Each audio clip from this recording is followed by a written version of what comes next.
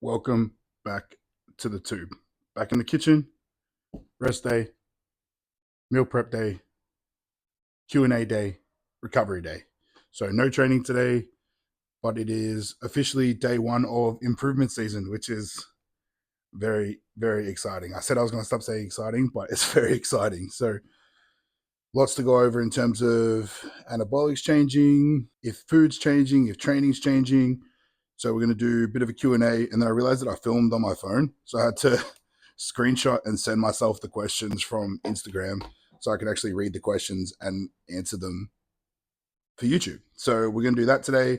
We're going to go to a bit of a recovery center, do some like sauna, ice baths, maybe some recovery boots type stuff there, answer some questions there. And then it's actually Imogen's birthday today. There's still balloons and streamers around that Caitlin put out. So we're going to do like a kind of a semi-tracked cheat meal type situation tonight. So going to alter a few of my meals today to compensate for that. And that basically just means that I'll probably pull some rice out of meals 2 and 3, and then substitute meal 4 for the meal out tonight, which is nothing going to be overly exciting or crazy. It's not going to be too ridiculous.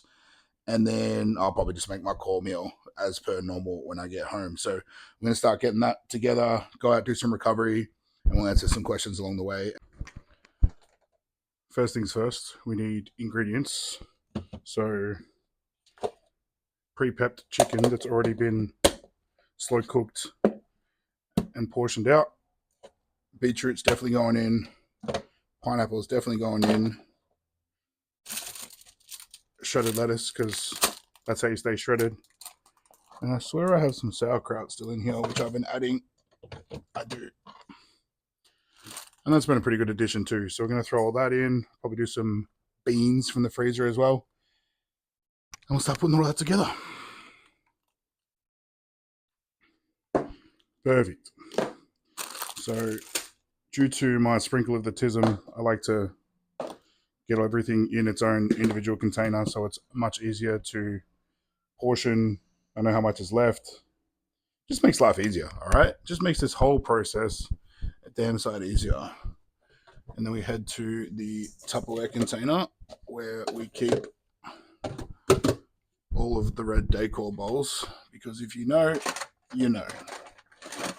And we always seem to have more containers than we have lids, but we're good for today. But first things first, I guess we should probably get the PED questions out of the way, because that's all people really care about. PEDs. Someone actually asked, I've got the questions right here, as I said. Your favorite PED and why?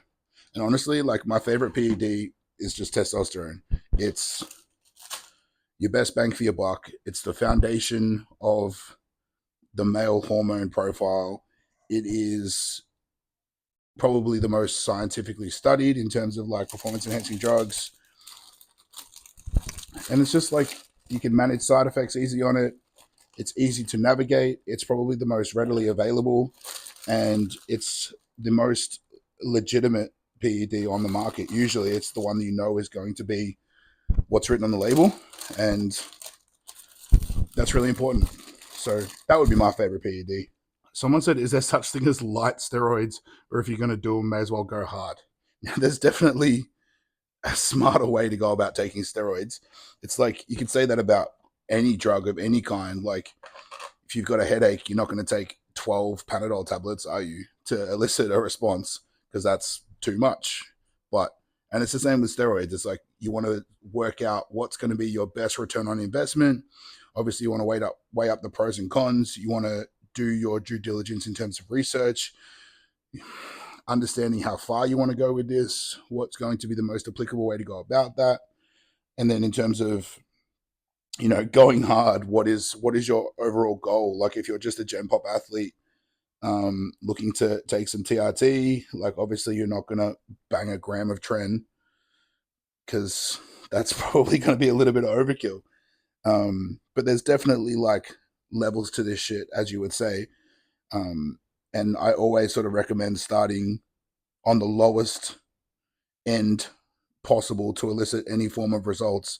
And then you can make some tangible adjustments from there. You can figure out where you want to go with it, whether your genetics are going to allow you to do that, right? Going straight to the top end and just going hard straight out the gate is probably not the most advantageous way to even do steroids in the first place, because it's like once you develop some form of a tolerance, then where do you go from there? You've got to increase over time, blah, blah, blah. So yeah, there's definitely such thing as taking light steroids. I definitely don't advise anyone take steroids, especially if you're not making competitive bodybuilding a career, or it's something you want to do long term. I don't understand why anyone would want to put their body through that if it wasn't for something that they saw themselves doing for a long period of time. So, but I would always say hire someone that knows what they're talking about, hire someone that understands blood work, and don't just hire someone because they look good, because you see a lot of coaches in the industry that look good and take steroids, and people think that that's the be all and end all, and they actually don't know a damn thing about what they're doing. So do your research, do your due diligence, start off with the smallest dosage you can possibly do to elicit a positive response, get blood work done, and then go from there. Unless you just want to go hard, and in which case go hard. Someone asked who my biggest motivator is. That's an interesting one. My biggest motivator is probably myself, right? I always have a really large expectation of my own ability. I hold myself accountable to that, and I'm probably my own toughest critic in that aspect. So, like the whole motivation aspect, like motivation is fleeting, and discipline is what will carry you through. So, understanding that motivation is like a fire in a bottle, and yeah, it can get you from point A to point B in a really quick sort of way.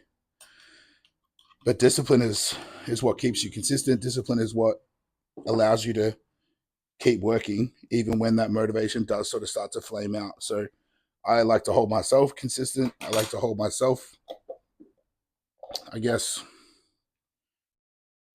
to a high standard, and that's what kind of motivates me to continue to do what I do, and have been doing so for the period of time that I've been doing it. So someone said, what are your thoughts on the science-based lifters with their new niche exercises / splits? You know what?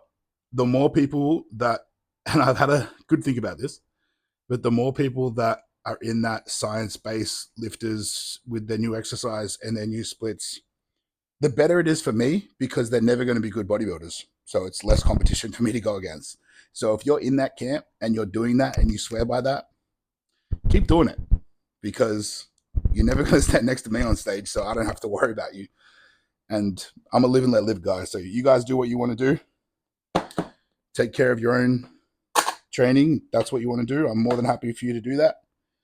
But honestly, someone said, is there a difference in angles in an incline press for target muscles? I mean, obviously, if you're in a super, super high incline and you're a very delt dominant person like myself, then you're going to get some anterior delt contraction there, or stimulus, that you wouldn't usually be getting if you were on like a super low incline or a flat bench press to the sort of situation. So for me personally, I definitely prefer like a super low incline. I would never usually high incline unless I specifically wanted to target my delts, which we actually have in my program now, which is interesting because I haven't done any form of a high incline or a shoulder press in quite some time. But yeah, there's definitely going to be a difference in angles in terms of any exercise that you use, whether that's knee flexion, elbow flexion, the way that your shoulder rotates in a back movement, the angle of which your hands are rotating when you're pressing or pulling. It's all going to create a different stimulus on a different area or a different target. And as long as you're understanding what's going to target what, and you're following a program that specifically targets areas that you're looking to target, then you're in the right place. But if you're trying to do one movement and you're hoping to get a different response from that, then that's when you probably need to look at your programming or your exercise selection and be a little bit smarter with it. But that is meal 2 taken care of. That was really quick and simple. See how easy that was? So that's all taken care of. We're going to pack this up, hop in the car, go get some treatment done, and we'll see you then. Alrighty. We are on the way. I've got my laptop here with all the questions, so we're good to go. Assuming I can get across traffic without being T-boned. Someone asked, I mean, this is kind of like a three-part question, I suppose. Three separate questions. Someone said, what's your starting cycle? Someone said, how high do you think food will get in the off-season? And then someone also asked, like, what's the goal weight for the off-season? And I said that I would never really discuss dosages on YouTube, but whatever. We share everything around here. So I've been running just a straight TRT, and then what we're going to be doing straight off the bat is increasing that to 400 milligrams of test. And then we will be adding Masteron and Primobolan to that. So without just going too far into detail of how I'm splitting that up, we're still going to be running less than 10 milligrams per kilogram. Now, that's not saying that that's not going to titrate up eventually, but straight off the bat, a combination of testosterone, Masteron, and Primobolan, and the combo of that will be less than a gram of all three compounds. So that'll be less than 10 milligrams per kilogram of my body weight, which is kind of how we sort of look at that. And I will be titrating up slightly my growth hormone as well. So that's kind of where that's going to stand. Food-wise, I don't think we really plan on pushing it too high, to be honest with you. It's not something that, we just have to force food, or we don't want to push body weight up like dramatically. I'm not trying to add like massive slabs of tissue. At this point in time in my career, it's more about refinement. It's more about adding lean tissue in the areas that we want to add them, and not just gorging myself on food for the sake of being one that can say I'm eating 6,000 or 7,000 calories, right? If we can do it intelligently, we can do it in a way that's going to be the most advantageous without having to remove 20 kilos of body fat just to make classic weight again, then we're going to do that. So I guess how long's a piece of string in that kind of an aspect? There's no real like end goal. It's kind of like read and react, see how the body responds to certain stimuluses, I don't know. And then, making adjustments based off that. So it's not like we have a target body weight in mind. It's not like we have a target food calorie intake in mind. It's kind of, okay, we'll just put a little bump up here, we'll increase here, we'll see how the body looks, we'll see how, my recovery is, and then we'll kind of make changes based on that. Someone said, are you taking comp prep clients for season 8? Yeah, absolutely. So I pulled back on comp prep athletes for season C purely from the aspect of I was going to be overseas competing for a number of months, and it's not something that I wanted to do half-heartedly. I've got a couple of natty clients doing like the end of season C this year, and I knew that those shows were going to be a little bit later in the year, and I'd been working with both of them for quite some time anyway, so it wasn't like it was going to be a new territory for us to navigate in terms of like the coach-athlete relationship. So I was happy to keep them on and prep them. But in terms of prepping for guys in the IFBB for season C this year, that was definitely not something that I wanted to do. And anyone that inquired, I kind of told them that and was honest with that. But that definitely won't be the case for season A. I won't be looking at competing, which is another question, I think.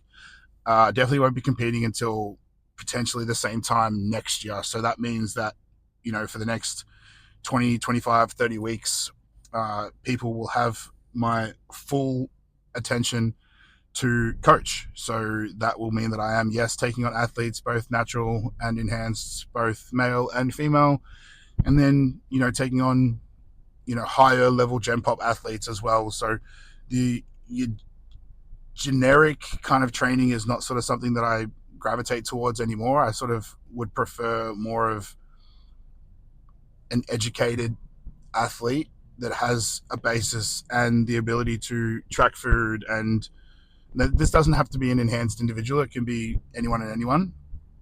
But, someone with a basis of knowledge around training and nutrition and supplementation is definitely my wheelhouse, and someone that I'd like to coach. It's not, I don't want to teach someone how to track macros anymore. That's basically where I'm at.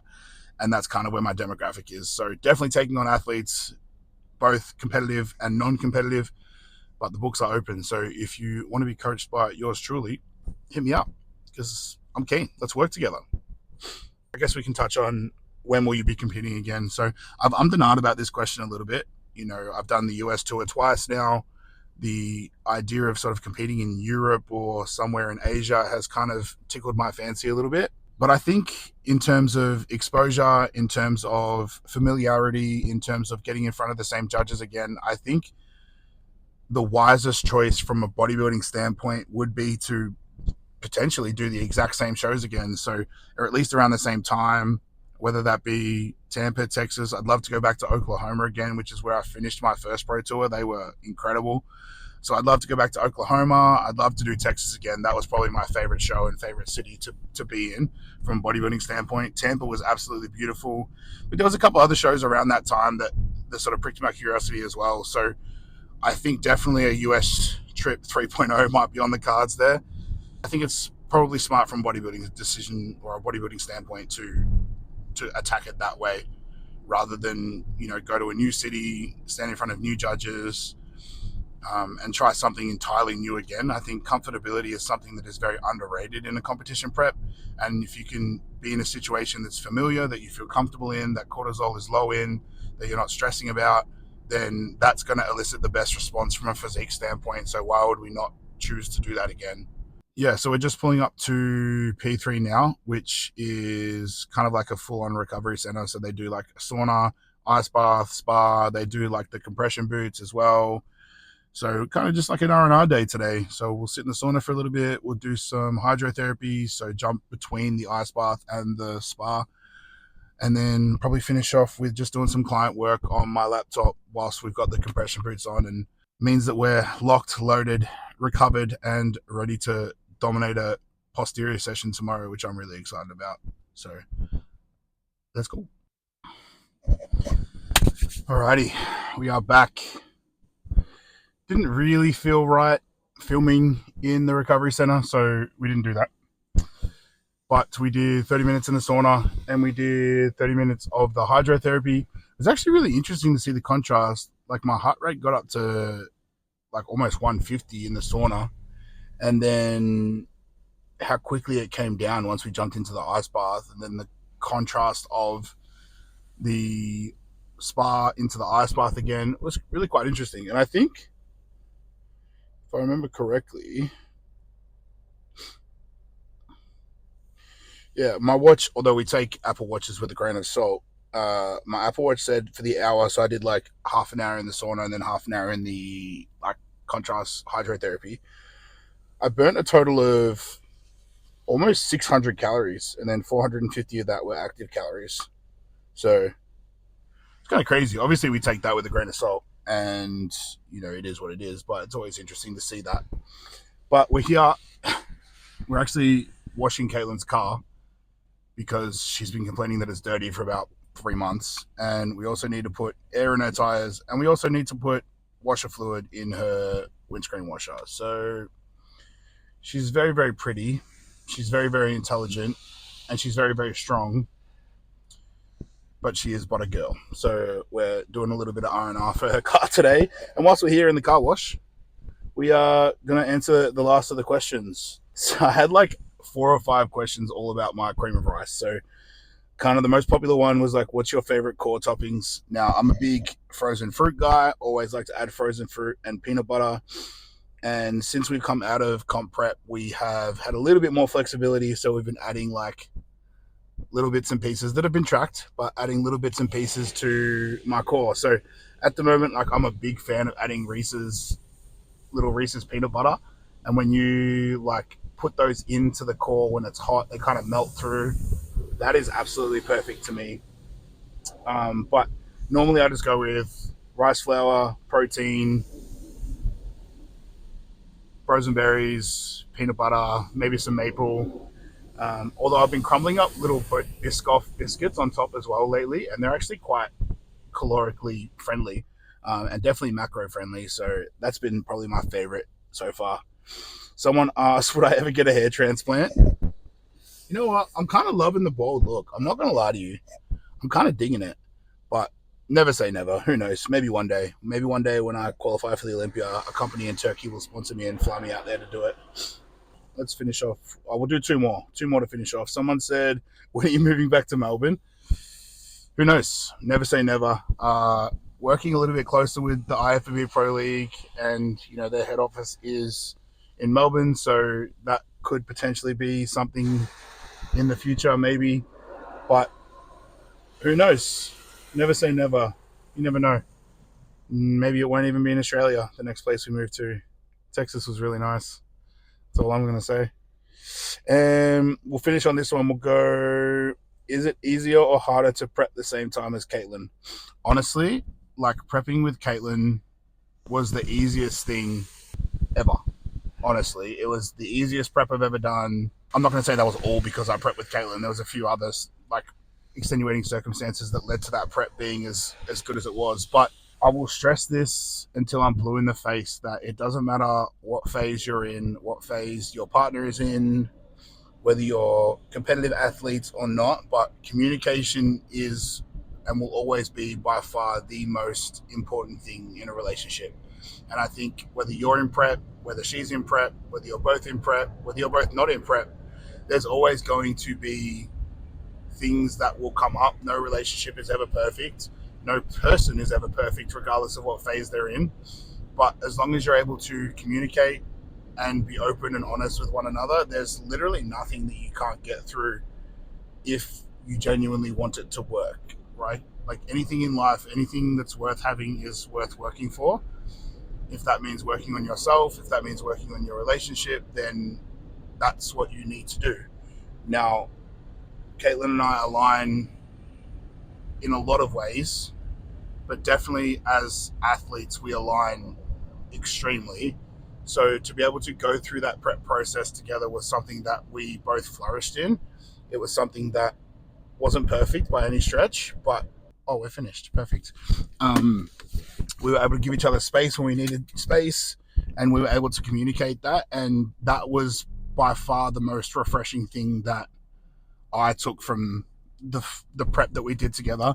And, it goes without saying that both of us got into the best shape of our lives. Both of us got into, produce the best packages that we've ever produced. And, I don't think that that's a coincidence that we were able to do that together. And that's something that I don't take for granted. And, she's kind of stipulated that she's potentially done with competing, and that's her decision, and I'm going to respect that. But I don't see how, next prep with her not prepping and me being in prep, how that's going to be any different. We're still going to need to communicate. We're still going to need to lean on one another for a variable different reasons. And, as long as we're open and honest and communicate through that process, then I don't see why we can't both continue to progress in our lives regardless of what direction our lives are taking. So there you go. I think I answered that pretty comprehensively. But I'm done. I'm parked. Car is washed. We need to put air in our tires, and then we need to put washer fluid, washer thingy majiggy.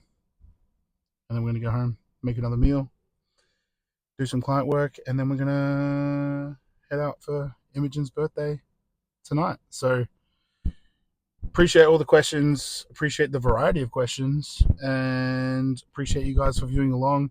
If you've made it this far in the video, can everyone just drop in the comments and wish Imogen a happy birthday? If you've watched this full video, drop a comment, say happy birthday to Imo, and I'd really, really appreciate that. And it also proves that you've watched this entirety. So that would also mean a lot to me as well. So drop a comment, wish Imogen a happy birthday, and you guys know the drill. Like, comment, subscribe, and we'll see you in the next one.